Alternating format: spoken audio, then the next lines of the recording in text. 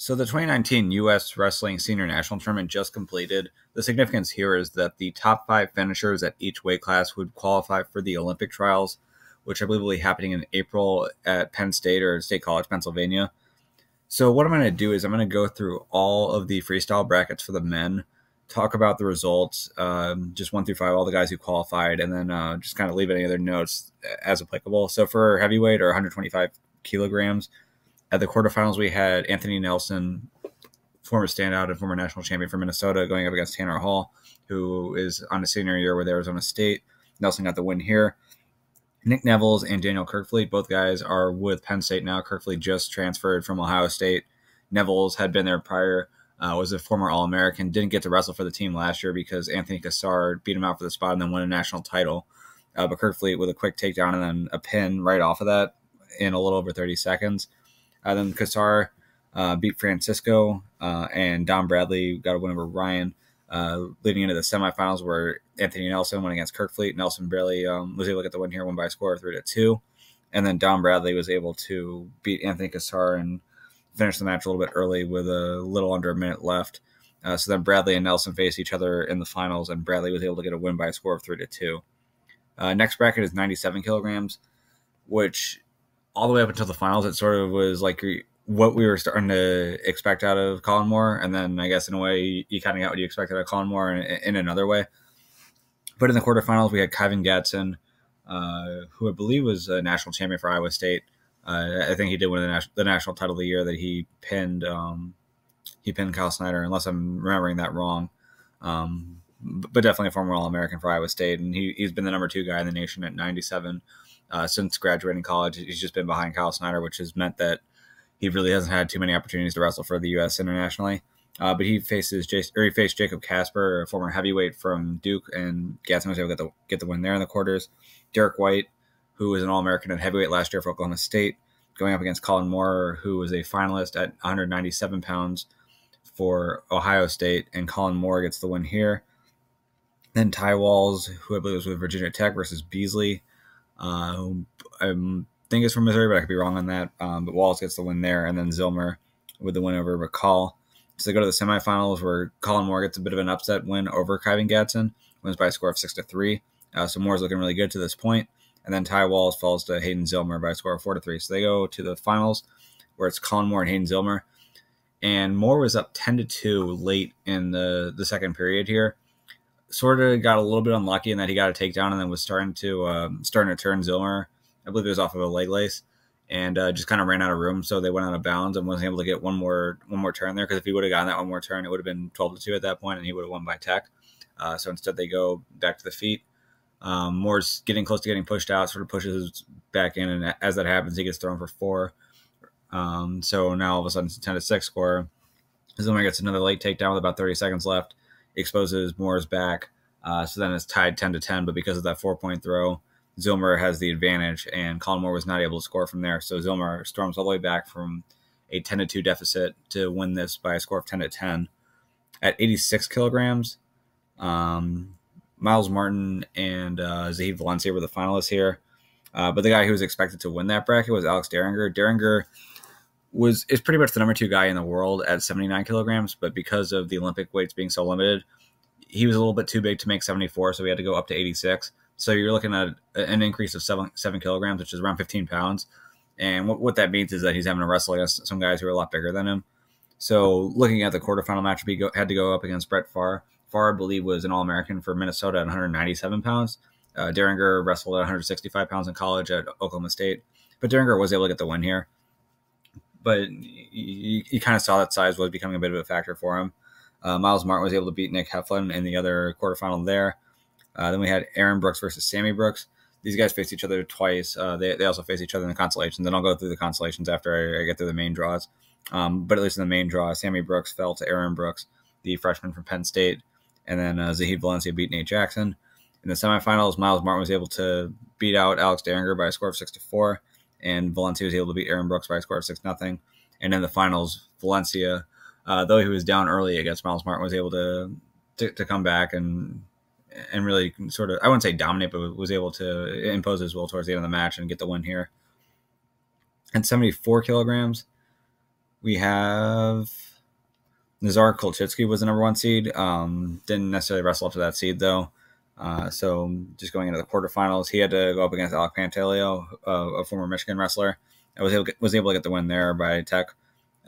Anthony Valencia and Logan Massa face each other. Massa was able to get a tech here. Tommy Gant versus Evan Wick. Gant won by a score of 10-4 over Evan Wick, who is a former All-American from the University of Wisconsin, currently wrestling on the Wisconsin team this season. And then Mekhi Lewis was able to beat Chance Marsteller by, I believe, by pin, but he was up 8-0. Then Logan Massa with a dominant win over the number 1 seed, Nazar Kolchitsky, by a score of 15-6. Mekhi Lewis beats out Tommy Gant 3-1. And so the last year's NCAA champion going up against Logan Massa, who I don't even believe was able to All-American, and they were both in the same weight at 165 pounds. But in this freestyle tournament, Logan Massa was actually able to get the win here in the finals by a score of 6-4. So Logan Massa, obviously, in getting to the finals, had already qualified, but locks up this national championship here, too, in freestyle. Hasn't quite had the same success in folk style, especially in college, but to get a win over a guy like that in a wrestling match, granted, freestyle and folk style are definitely different styles, but you got to be really good on the feet in both of them. And for Massa to get the win here, that should give him a lot of confidence for whenever he does decide to return to folk style competition for Michigan. 65 kilograms. I think a lot of people expected this to go between Yanni and Jordan Oliver. And Yanni got tripped up in the semifinals, but in the quarterfinals, he was able to get a win over Whitford by a score of 11-3. McKenna teched Evan Henderson. Nick Lee got a win over Joey Laser. More notable for Nick Lee is that prior to getting there, he actually had a really big win over Jaden Ironman, the former Missouri Tiger, now Iowa Hawkeye. And the reason he ended up facing Laser is because Laser knocked off Frank Molinaro, which also was an upset there. But then Lee was able to get the win over Laser. Oliver was able to run through Bryce Meredith. So in the semifinals, on the bottom half, Oliver ran through Nick Lee, and Joey McKenna was down 5-3 late to Yanni and ends up finishing a single leg right as time is expiring. So it ties the score at 5, and because he was the last guy to score it, that would have given him the win on criteria. Now, obviously, Yanni's corner is going to challenge that just in case. They do challenge it. They lose a point because the challenge failed. So it's a 6-5 win, but in reality, it was 5-5 on criteria, but they were just challenging at the end, trying to see if they could salvage the match. But then Oliver just ran right through McKenna, ends up winning outstanding wrestler here, just beats everyone 10-0, so 50-0 throughout the entire bracket. So great performance for him. He's a guy who has always been on the level where he can make the team for the U.S. He's a guy who can definitely hang with a lot of the best guys in the world, but he often has time just like pushing through and actually winning the matches that count to make the team. So for him to run through a tournament like this is definitely a good look for him, but he was already lined up to be going to State College. He was already in the trials. So for him, that's really where it's all going to be said and done. That's where he really wants to have a performance like this, but it's not a bad thing for him to get a performance like this a few months ahead of the biggest tournament definitely the biggest tournament in the last 4 years for him. At 57 kilograms, biggest question here was going to be how Spencer Lee going to look in freestyle. We haven't seen him since he was in juniors, and he looked great. So going from his half of the quarterfinals, and then I'll go back up. He had to face Darian Cruz, former D1 national champion, after getting through Thomas Gilman, no less. But essentially teched him in 4 minutes. Vito Arujau pulled off an upset over Nick Soriano, who people were expecting to face Spencer Lee. So Lee then had to face Vito Arujau. Little competitive at points in this match, but Spencer Lee was able to pull ahead and get a tech here late in the 5th minute, or I guess in the 6th minute. And then on the top half of the bracket, Nathan Tomasello gets through Pirelli 10-0. Nishan Garrett gets through Alan Waters pretty dominantly by a score 15-2. And then Tomasello runs over Nishan Garrett somewhat surprisingly, which sets up a final between Spencer Lee and Nathan Tomasello. Both of them were absolutely dominant on their halves of the bracket, but Spencer Lee was pretty dominant in this match here, and he ends up getting the win. So as for the consolation results, and then in terms of who's placing, so obviously Lee and Tomasello have earned their spots in the Olympic qualifier. Vito Arujau and Nick Soriano also earned their spots. And then if you look at the 5th place finish, Sanders ended up getting ahead of Nishan Garrett. At 65 kilograms, we have Nick Lee and Yanni. So they got in as well. And then Frank Molinaro was able to get by Bryce Meredith to earn his spot. 74 kilograms. Logan Massa and Mekhi Lewis, obviously, they were in the championship bracket. So then looking at the consolation results for 74 kilograms in terms of who is able to also earn a spot in the Olympic trials, we have Evan Wick and Tommy Gant. They ended up facing each other in the third place match, with Gant getting the win there. So Evan Wick qualifies, Tommy Gant qualifies. And then for the fifth place match, the winner there also qualified, and that was Anthony Valencia, somewhat surprisingly, with a dominant win over Nazar Kolchitsky. So Valencia, in some ways, is similar to Logan Massa in that going into college, they had a lot of really good freestyle results. Even now that they're still in college, they've had some pretty good freestyle results as well, but the folk style results haven't quite been there. But for Valencia, especially with his brother looking as good as he has, a lot of people have felt like, why is it that Anthony's doing so poorly relative to Zahid? So at least for Anthony, granted, he's not doing as well as Zahid right here. Zahid won his bracket. Anthony did not. But at least here, he still qualifies, and he earned himself a spot at the Olympic qualifiers coming up in State College. So you got to be pretty happy about that. 86 kilograms, obviously, Anthony Valencia, Miles Martin, they both qualified, or Zahid Valencia and Miles Martin both qualified here. Then looking at consolations in terms of who was in the third and fourth place match, we had Brett Farr and Alex Derringer. So Derringer was able to get by Farr again, this time a lot more dominant than the first time around.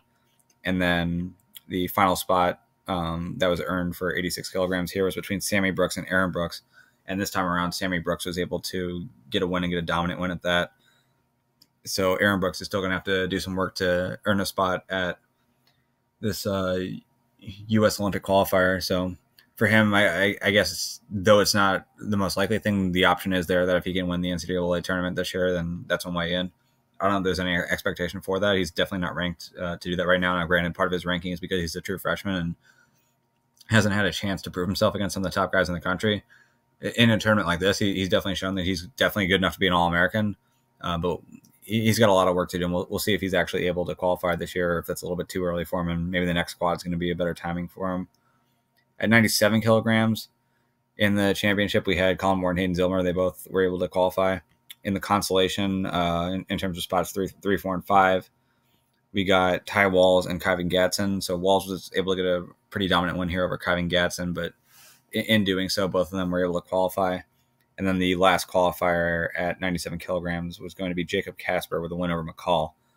And the final weight to go through in terms of qualifiers, obviously, as we saw, Nelson and Bradley, they both qualified being in the finals. So then looking at spots 3, 4, and 5, the seeds going into this were the three Penn State guys, so Nevels, Kassar, and Kirkfleet. And then looking at how that ended up working out, we had Nevels getting a win over Kassar, although I'm not sure what VIN is supposed to refer to here. There's no video, so I don't know if that was just kind of like a walkover, what happened there. But Kirkfleet and Nevels had a rematch. Kirkfleet got a win here as well. And then for the final spot here, Kassar and Ryan, Kassar didn't go. So I'm not sure if Kassar got injured or what exactly happened here. Maybe the IN stands for injury. Whatever the case may be, we'll see where Kassar goes from here. If Kassar is injured, that could definitely play a big role in terms of how the heavyweight division goes in NCAAs this year. So that's definitely going to be something to watch. But if that's not the case, Kassar is still going to have to figure out how he wants to go about qualifying for a spot. You'd figure that if he goes into the last chance qualifiers, he'd be good enough to earn a spot there. But you would have figured that this would have been the tournament for him to do it, and that he would have a spot now on Sunday night for those Olympic qualifiers. So it's somewhat surprising that he didn't. I don't know that him being a national champion last year is going to be enough for him to qualify this year. I think he's actually going to have to win another national title to lock up that specific qualifying spot. So it'll remain to be seen how things go from here. But that right there is all your results from the Freestyle Senior Nationals.